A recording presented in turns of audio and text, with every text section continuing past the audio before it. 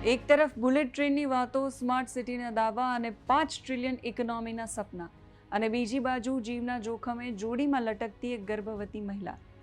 આ કોઈ આફ્રિકાના પછાત દેશના દ્રશ્યો નથી. આ દ્રશ્યો છે આપણી નજર સામે બદલાતા અને ચમકતા ગુજરાતના. નમસ્કાર, આપની સાથે હું સેજલ.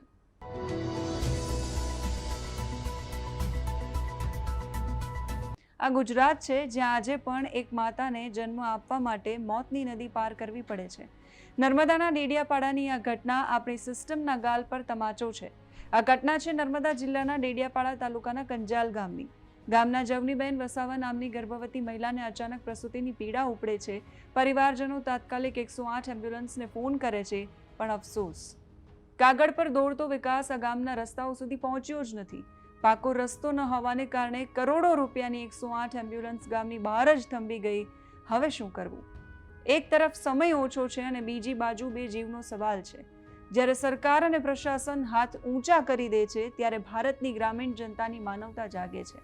ગામના 20 થી 25 યુવાનો અને વડીલો ભેગા થાય છે. લાકડી અને કપડાની મદદથી એક કામચલાઉ જોડી બનાવે છે. ગર્ભવતી જવનીબેનને એ જોડીમાં બેસાડવામાં આવે છે અને શરૂ થાય છે મોતની સામેની સફર. 1 કે 2 કિલોમીટર સુધી આ ગ્રામજનોએ બે જીવ સોતી આ મહિલાને ખભે ઉચકીને પગપાળા ચાલ્યા. એટલું જ નહીં, રસ્તામાં આવતી 300 મીટર પહોળી ટૂંકનેર નદીને પણ જીવના જોખમે પાણીના ધસમસતા પ્રવાહની વચ્ચે પગપાળા પાર કરાવી. વિચારો, જો એક પણ માણસનો પગ લપસ્યો હોત તો કેટલી મોટી હોનારત સર્જાઈ હોત. પણ આદિવાસી વીરોએ હિંમત ન હારી અને અંતે મહિલાને 108 સુધી સુરક્ષિત પહોંચાડી દીધી. નર્મદાના ગ્રામજનોની આ માનવતાને વંદન છે, પણ સવાલ એ થાય છે કે આ વીરતા બતાવવાની નોબત જ કેમ આવે?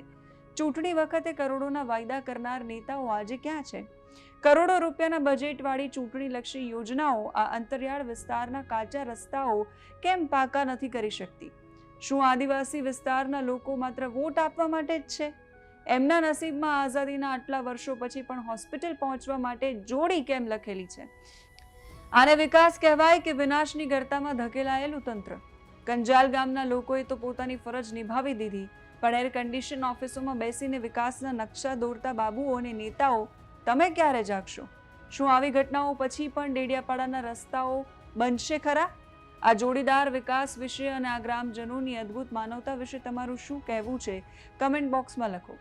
જો આ વિડીયો તમને આંખો ખોલનારો લાગ્યો હોય તો આને વધુમાં વધુ શેર કરો, લાઇક કરો, યુટ્યુબને સબસ્ક્રાઇબ કરો અને આવી જ ગ્રાઉન્ડ રિયાલિટી જોતા રહેવા માટે ચેનલને સબસ્ક્રાઇબ કરો.